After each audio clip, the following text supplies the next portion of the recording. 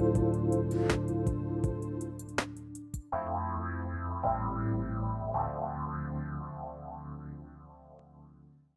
welcome. This is Dr. John DeMartini. This is one of the most amazing and inspiring shows that you can listen into. If you want to be on the edge of your seats, if you want to open up your heart, if you want to expand your mind, and you want to meet incredible people, stay tuned because you're just about to experience a transformative radio show that will change your life. And you're listening to the Dr. Pat Show that's coming up right next. Welcome to the Dr. Pat Show. Talk radio to thrive by. Powerful, inspiring, and coming to you live, bringing you stories of people like you and me, busting through and living life full out. Get ready to dare to wonder what your life would be like if you knew you could not fail.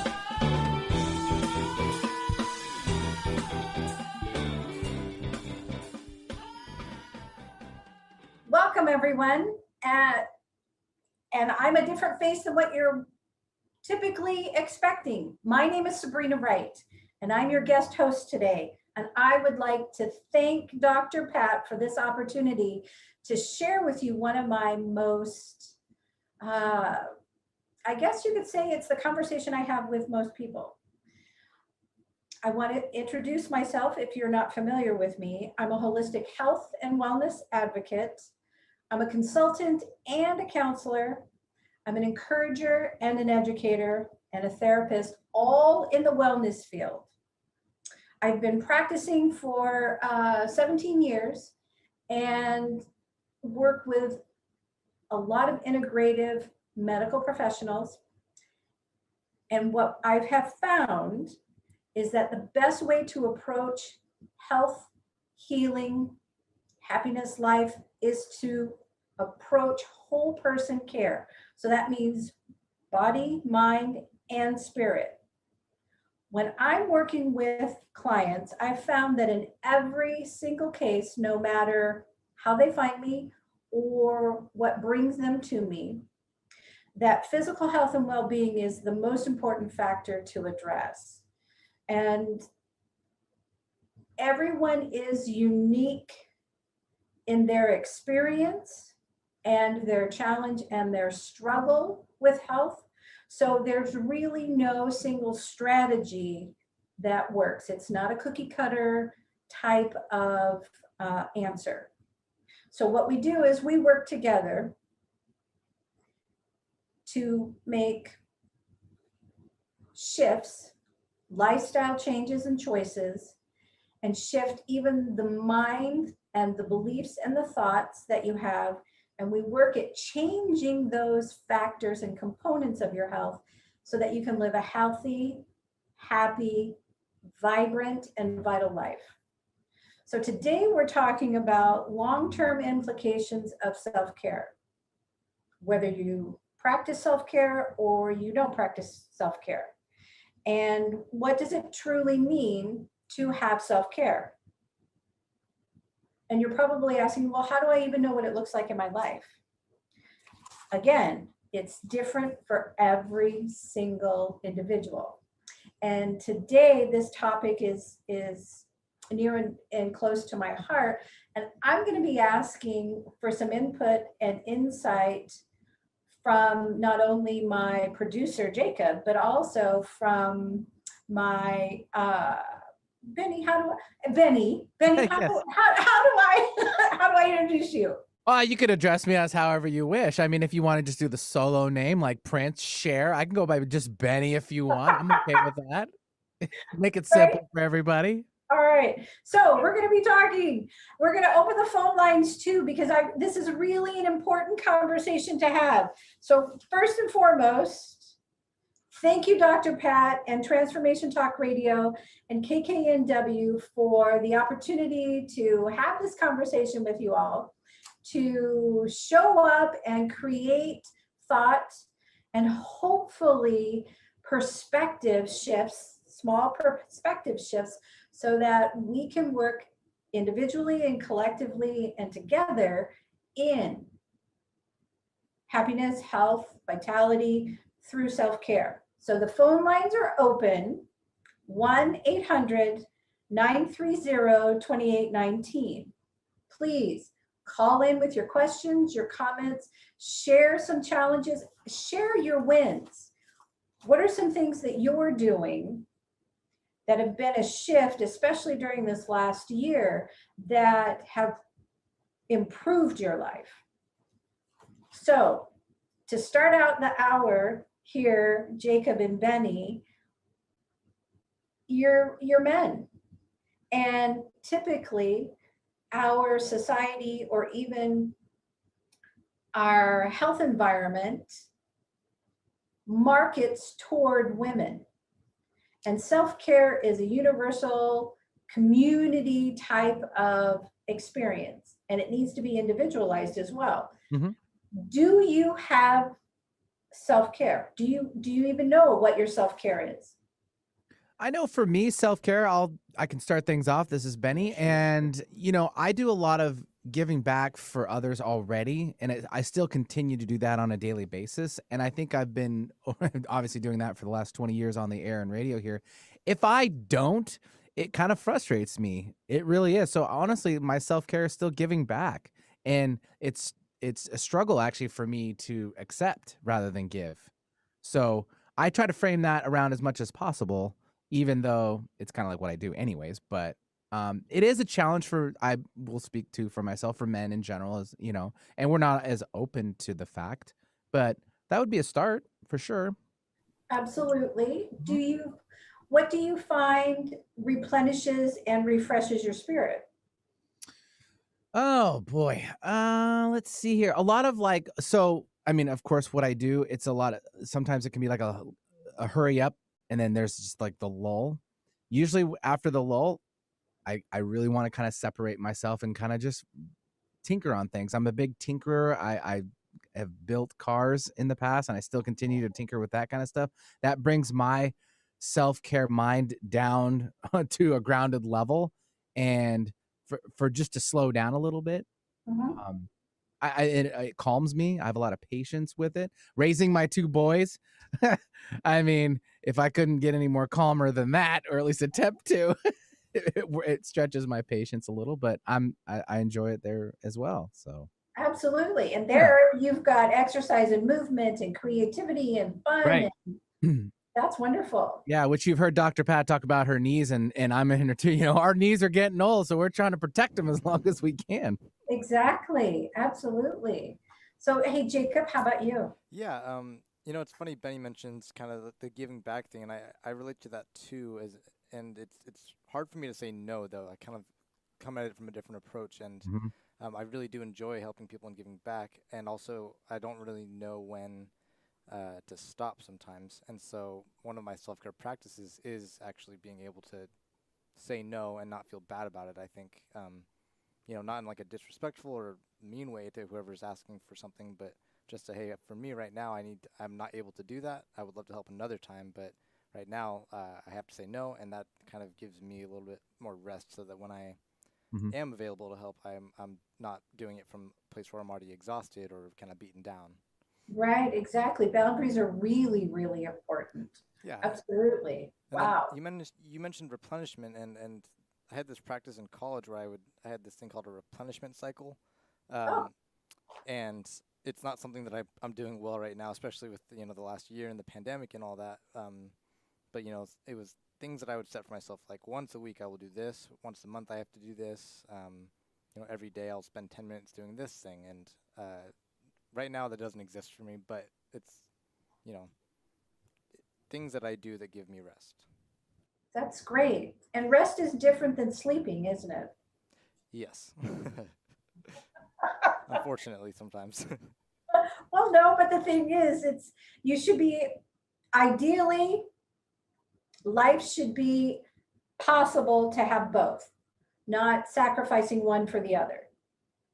Right? Yeah. So if I'm going to rest, all I can do is sleep. Well, no, you can rest with reading a book. You can rest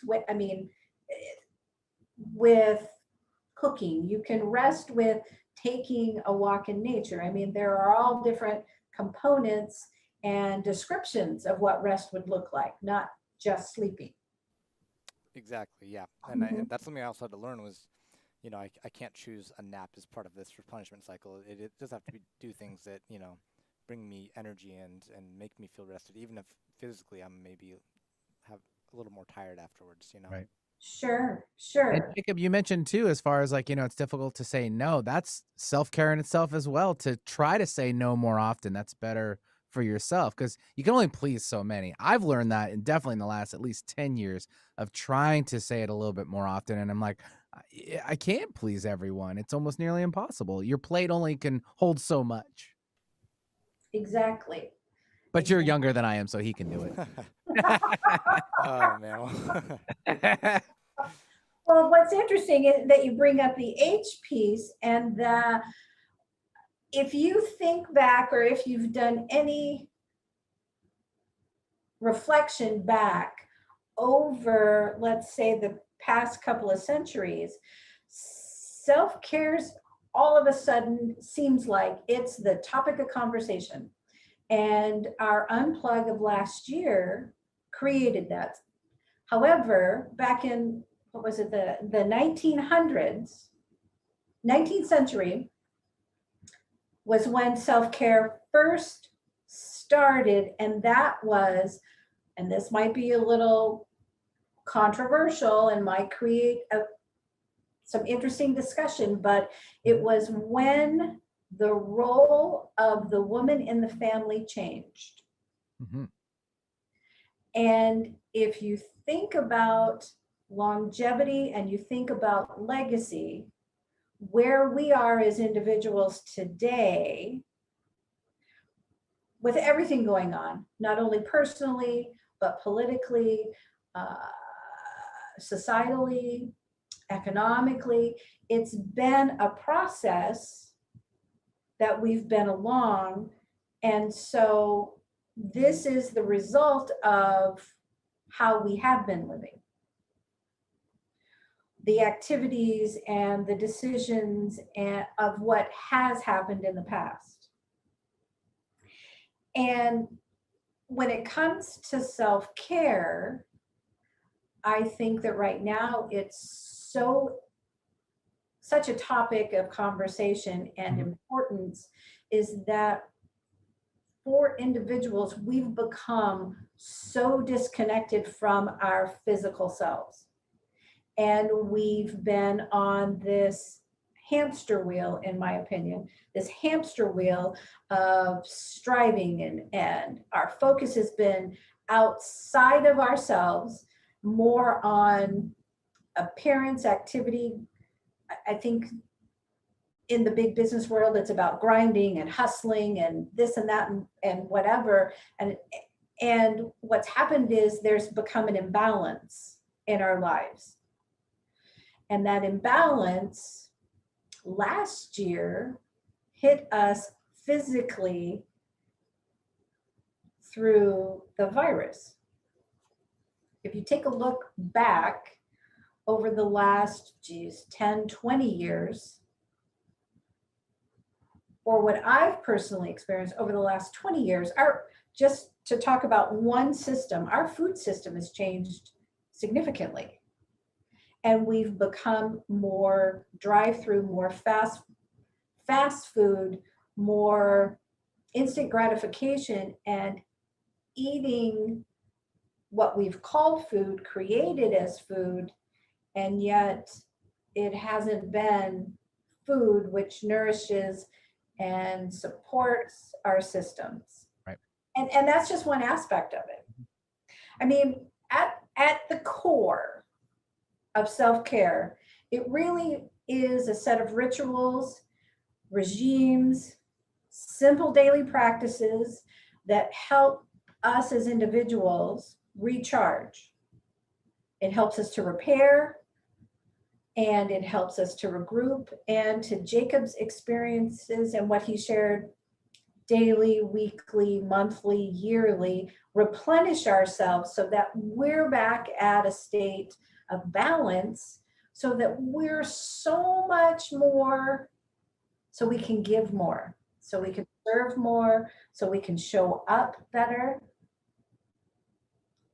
Truly, self-care is for everybody, and it's for every body. Self-care spans gender, age, ethnicity, economic environment, social classes, country, and culture. And if you take a look around, you'll see, like for instance, the blue zones. There are, I'm not, five places around the world where they have the healthiest lifestyle that brings longevity. And there are specific components of that. And that is environment, it's food, it's a sense of community, it's so many things. And we actually have a place here in America, Loma Linda, California, that actually is a blue zone, a recognized blue zone. It's a fascinating book. I would highly recommend it, that people would read it so that they understand. And as a resource, that's going to help just shift the lens and perspective. I mean, I'm all about that, having that conversation about, okay, this is where you are. This is where you're going. Is it serving you well? If not, then let's take a look at what else is available, right? Is there a perspective change?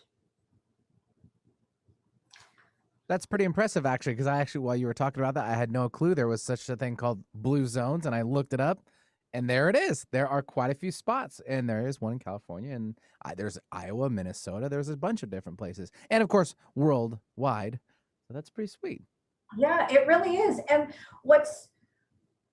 I have a dear friend and business colleague who has supported, who has educated me so much more on blue zone living and making small incremental changes, that at this time in my life, that's the largest impact on my self-care.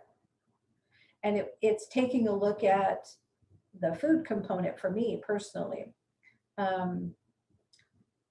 So check it out on Instagram, check it out. I mean, go on the internet, check it out. It's a great book. They've got a wonderful cookbook. And yeah, I think it just will bring a little more, if you will, flavor to your life and your self-care.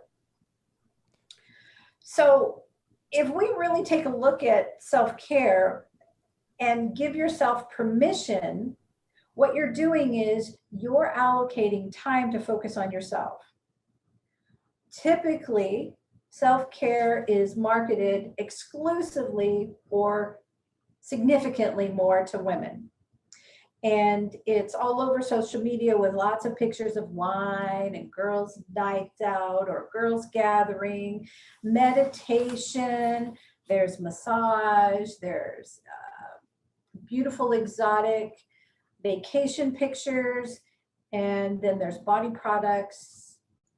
There are ways to meditate, yoga practices, hot tea. I mean, but what's interesting is that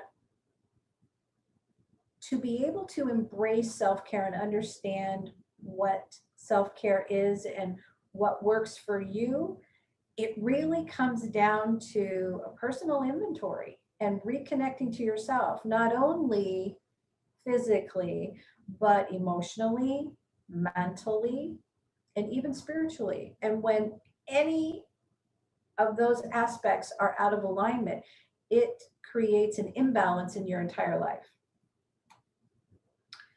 And I'm just chatting on and on and on.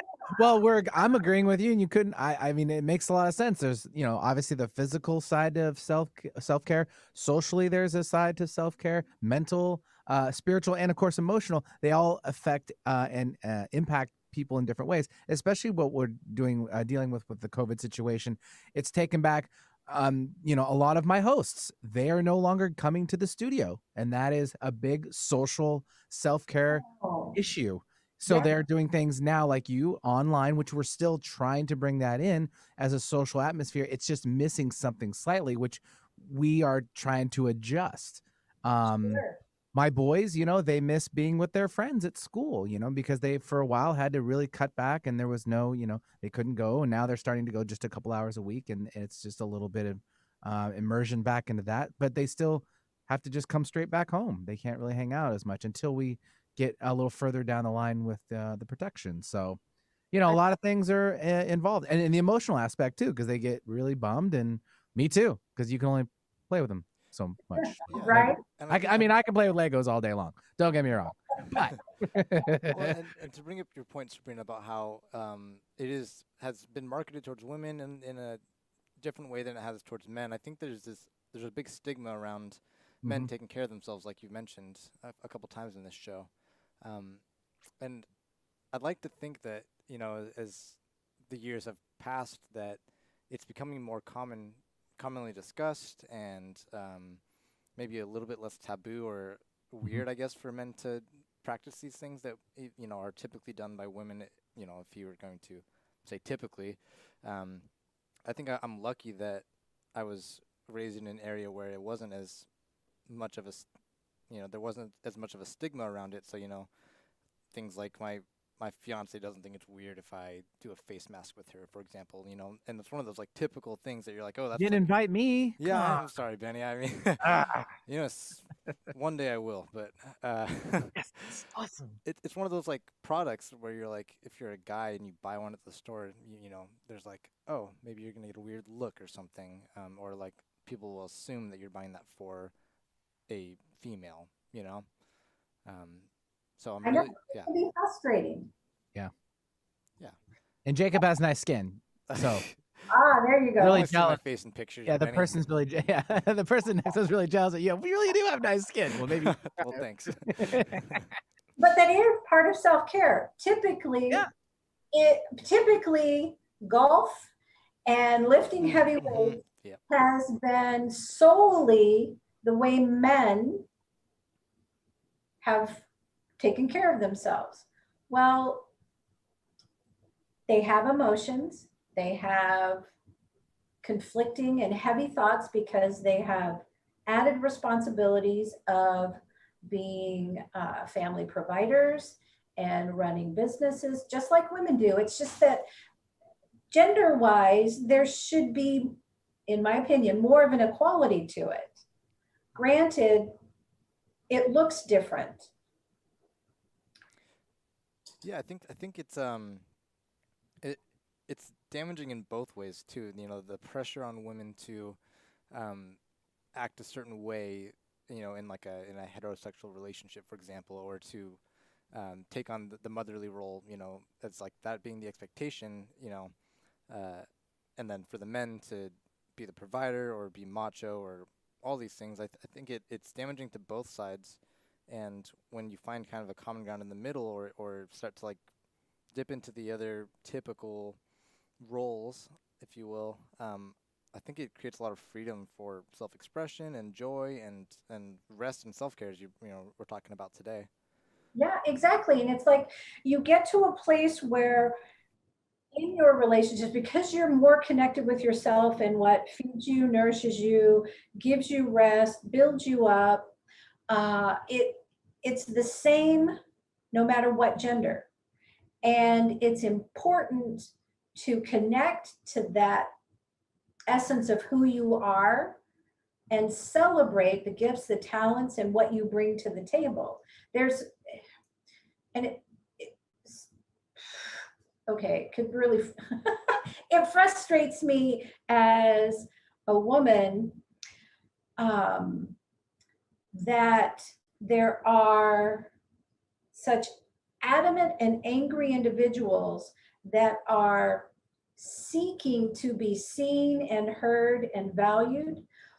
And they're so wrapped up in that for themselves that they unfortunately do not see, hear, or value others. So what they're asking for is something that they're not giving back.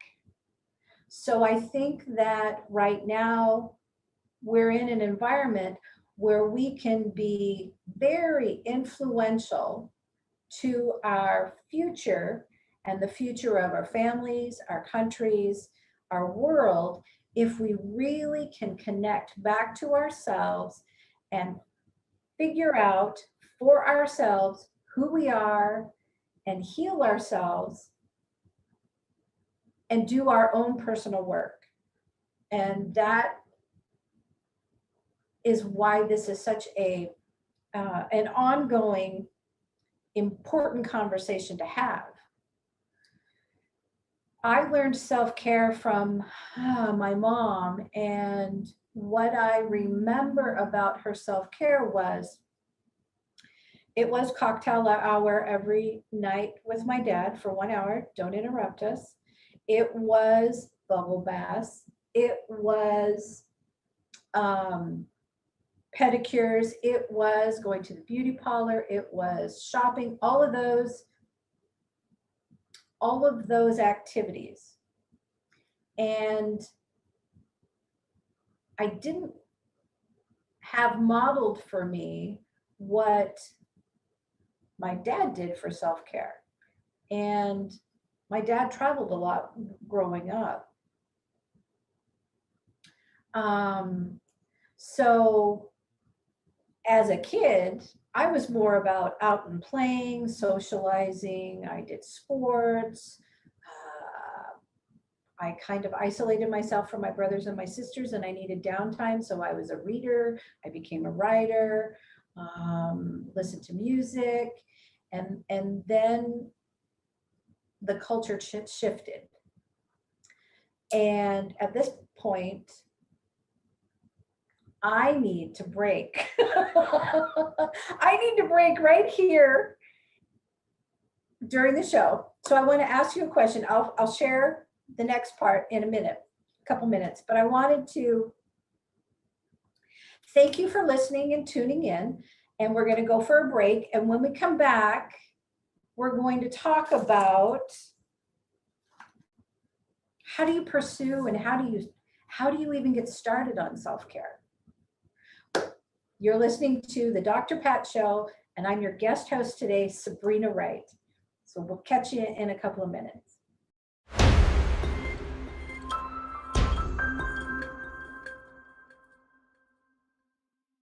Welcome back, everyone. You're listening to the Dr. Pat Show, and I'm the guest host today. My name is Sabrina Wright, and today we're talking about self-care and how it's not your mama's self-care, bubble baths and pedicures.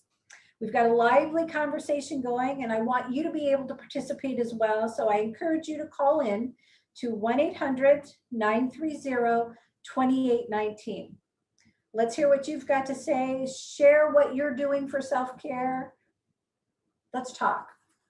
So during the break, we were talking about a little bit more about blue zones and how it really is, there's information in there that is perspective shifting.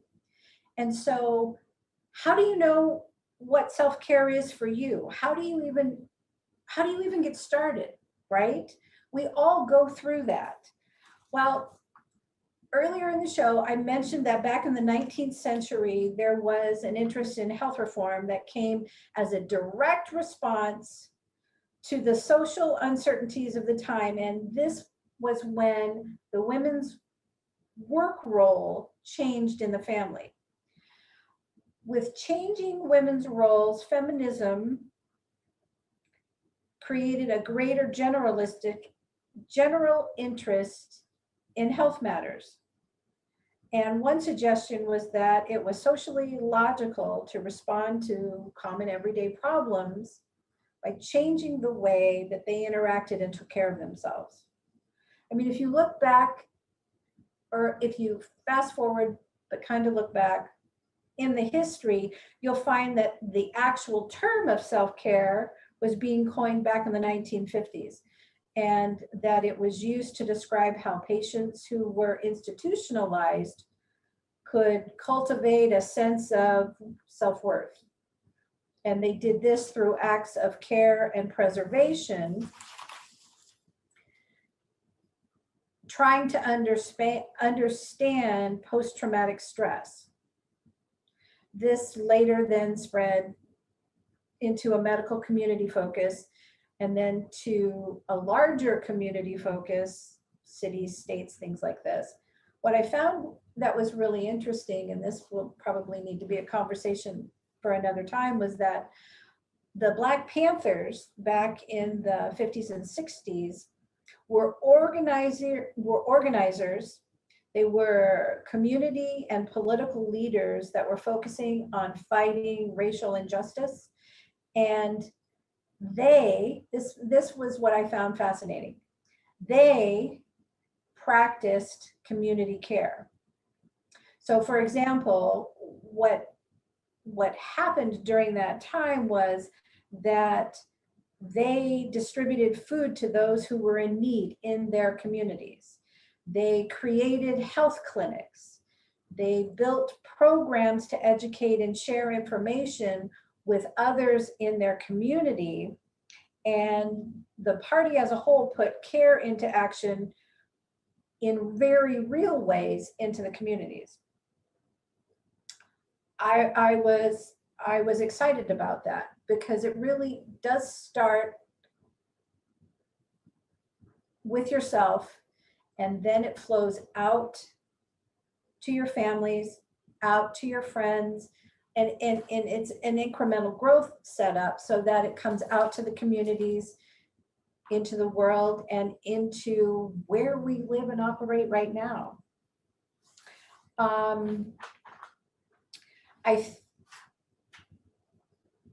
I understand legacy, I understand longevity.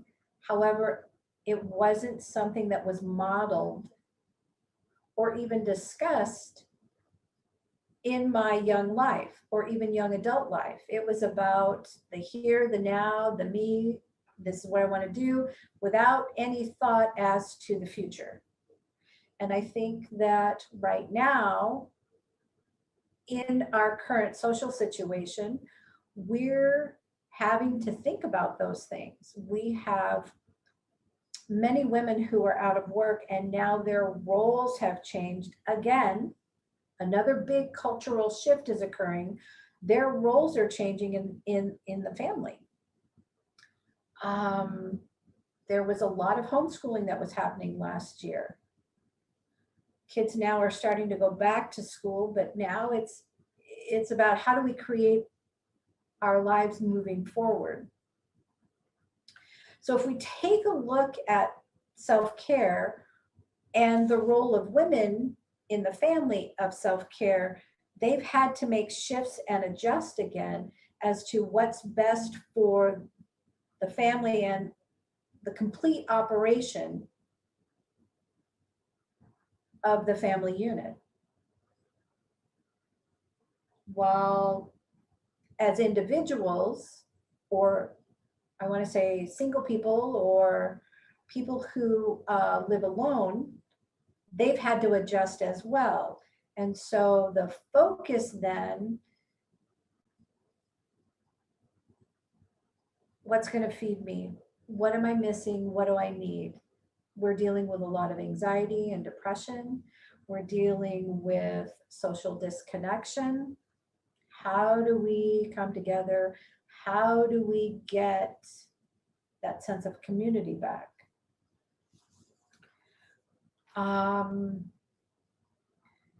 The journey has been shifting all along. If you take a look at your general lifespan and you look at the things that used to feed you, if you look at the activities, even the people who you used to associate with or you worked with or you played with, that's changed over the years. And so really good, purposeful self-care needs to be organic, because as we age, as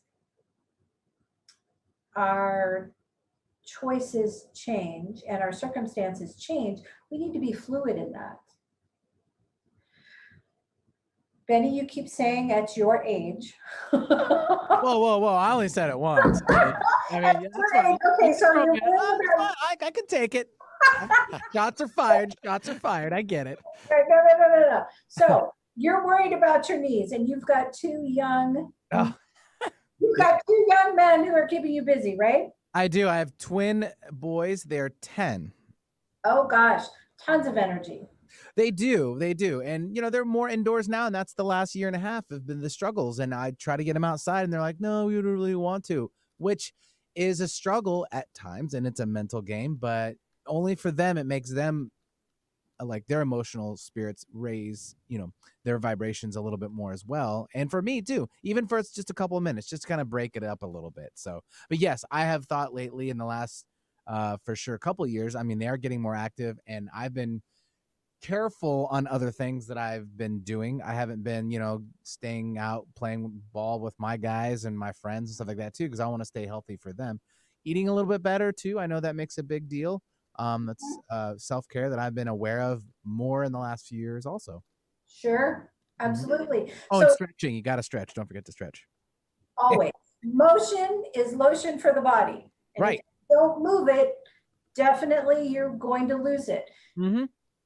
And it's harder to get back into a regular movement, flexibility, mobility focused activity than if you just maintain it. Exactly. Unless you're like Ichiro, because somehow that guy keeps going. He really does. I don't know how he does it. He does do a lot of stretching. That's just for reference. Well, and the older that you get, the more important it is to be flexible and mobile, not necessarily strong. Life gives you bumps and hiccups and all kinds of traumas, whether you're a Sunday school teacher or whether you're a race car driver. Your body has situations where you've got impact to it. You have injury that happens to it. Limits is what you're saying. Limits. True limits. I mean, you can push them, but I mean, true limits. Right. And so you're better served to focus on flexibility and mobility, because as your body stays in alignment that way, you're as strong as you need to be for what you have to accomplish. Right. I mean, we've got joints and we've got muscles that move and stretch and we can bend and reach and lift, but don't forget to twist and shout and jump and all of those great things. I'm excited that you have twin 10-year-olds that are going to help keep you that active. Right. I'm a big fan of. Yeah, exactly. Thank you. And it's also a good thing because if I draw a comparison between their age now and when I was younger, I did the whole reverse. I was outside all the time. I lived in Alaska, so there was plenty to do outside. But man, get a book in front of me and I would fall asleep within 5 minutes. And I still continue to do that today. I'm just not a huge reader, but I put my kids in that position. They could read books for days. So I've got to give them a lot of love for the mental aspect for their self-care that way, because they enjoy reading thoroughly. I mean, it's uncanny. I'm like, they get it from their mom, not from me. So I'm impressed though. The environment. It definitely totally. The environment. I think that you have a huge, exciting opportunity coming as they get a little bit older, and we come out of 2020 better, stronger, and more focused. I think that you've got an incredible adventure and journey with them, introducing them to all of those things that you grew up with and you were exposed to.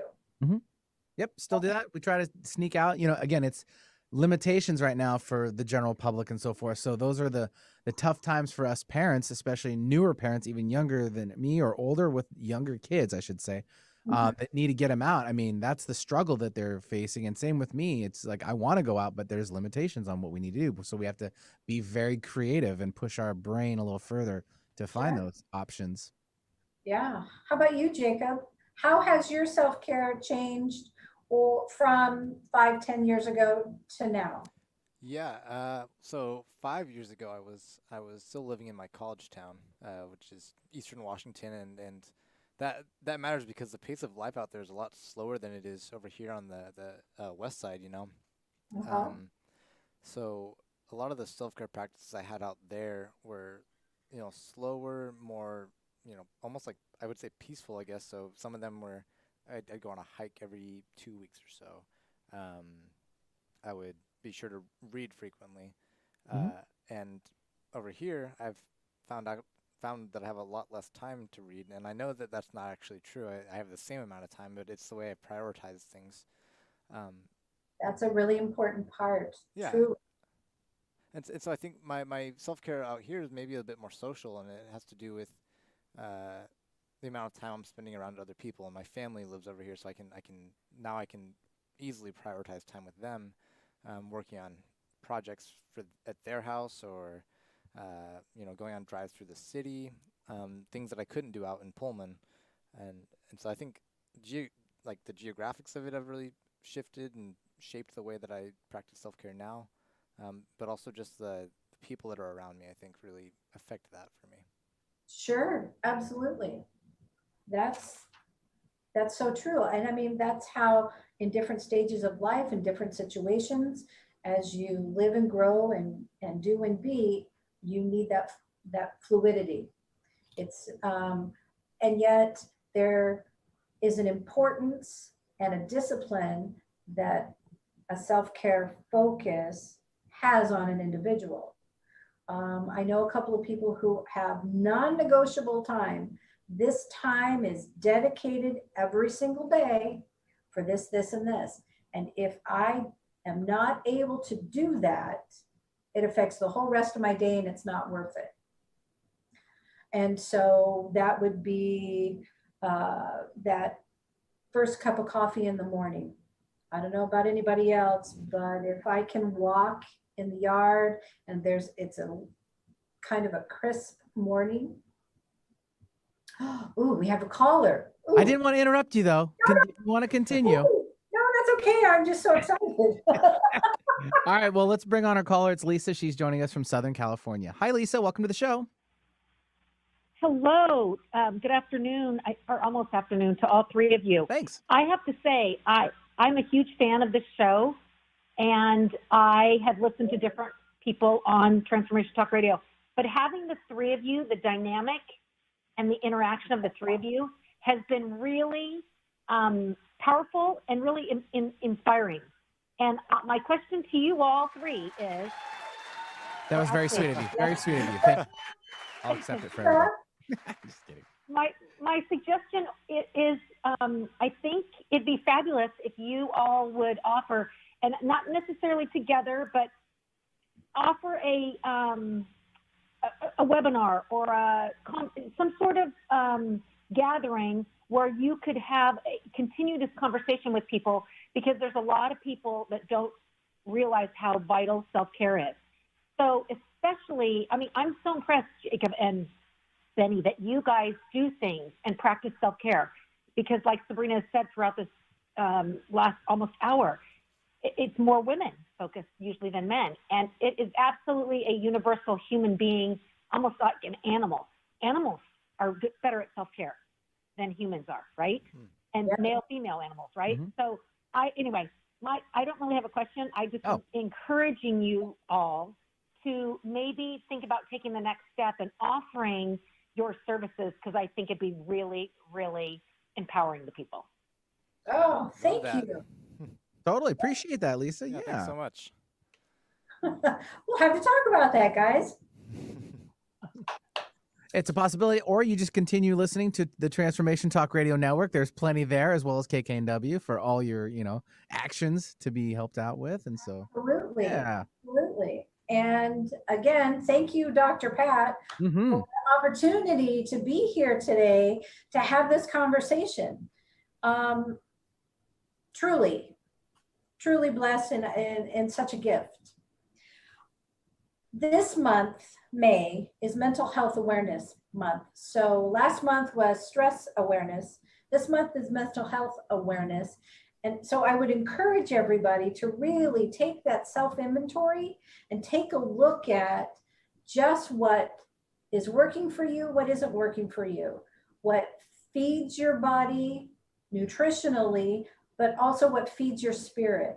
what brings you that that giddy little joyful bubble right in your core, right in the essence of your being, what brings you that, and do more of that.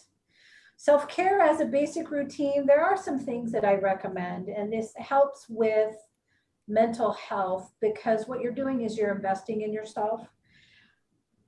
It's staggering to understand that 1 in 3 adults here in the US have reported symptoms of anxiety or depression. And I think it's vital that practicing self-care is the greatest opportunity to change that. So it's a great place to start, and it's one step at a time, making small incremental changes to how you live your life. You can pick one area and just build a new habit. I would say 1 new habit a month, get that really solid, and then the next month, make another change. And as you develop these new habits, you're going to begin to find benefits in all areas of your life, which in turn motivates the continual shift towards self-care in other areas. So number 1, Benny, you said this, Jacob, you have as well. It's about getting physical. There are psychological benefits that come from movement. You have a higher self-esteem for yourself. There's better sleep. You squash depression. You eliminate anxiety. And this doesn't mean that you have to be going to the gym, because right now, quite frankly, some places you can, the gym is open and some aren't. But the thing is, it's about movement. So get back out into nature. A second thing is affirmations. What are the thoughts and what are you talking to yourself about? Positive words. These feed your subconscious, and practice it for at least the next 30 days. Be purposeful about that. I also recommend journaling. Now, I'm a big journaler, have been all my life, and some people just don't write. So journal. You can make bullet points. You can just do a brain dump where you just empty your whole entire brain onto the page, but it's going to really be helpful to refocus that brain and leave negativity behind. I also recommend adding CBD to your routine. It's one of my newest staples in my self-care regime, and it's so versatile. It helps with anxiety, pain in the joints. It calms inflamed skin. CBD helps for a number of things, and you can find that on my website, The Right Balance, The Right, WRIGHT, balance.com. Also incorporate a sleep routine. And this is one of the best routines that you can start, because getting improved sleep and deeper sleep improves your energy, your productivity, and it recharges your batteries. I know that our time is winding down here, but I want to continue the conversation. So I would like to invite you to join me next week on my show, Live the Good Life Show, here on Transformation Talk Radio and on KKNW next Thursday, the 13th at 11 o'clock in the morning, as I have a special guest, and we're going to continue this conversation. So gentlemen, I hope that you are up for it, and I want you to be part of it. And I want you as audience listeners to start having that conversation amongst yourselves, start changing that self-care perspective, right? Yeah, I agree 100%. Absolutely. And thanks for having me, for sure. And Jacob can speak for himself, obviously. He's not too shy. I know that. Yeah, exactly. It's a lot of fun. Thank you. Yeah, absolutely. It's an important conversation to have. Mm-hmm. Definitely important. So engage in practices that fill you up in every way. If I were to leave you with one last thought, it would be this. Self-care is necessary to feed ourselves, with love, loving thoughts, in order to show up more fortified as individuals, more complete, and to be able to give and serve to others. You two gentlemen are fed greatly by that, and you shared that today early in our conversation. I would encourage you to find practices and engage in them that fill you up in every single way.